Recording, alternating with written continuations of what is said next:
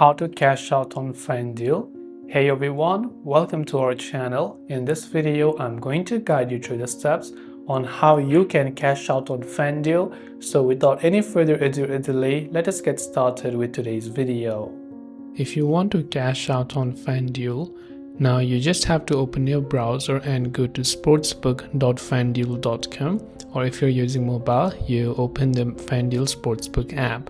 Now remember that cashing out on FanDuel is actually different from cashing out or withdrawing your balance. This cashing out feature is exclusive to the bets that you have placed, and that if your bet is eligible, you'll be able to cash out. So what you do is, after you come to the respective FanDuel website and then you log into your account, at the very top you can see the option called My Bets. So you just have to click on the My Bets option there. When you click on My Bets, you will see the open bet as well as also the settled bets. So you will see all of those bets, and if your certain bet is eligible for cashing out, you will find the cash out button next to it.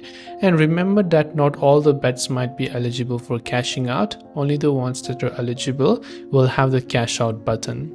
So I hope the video helped you. If you have any questions, feel free to leave them down in the comments below. Thanks for watching and see you in the next video.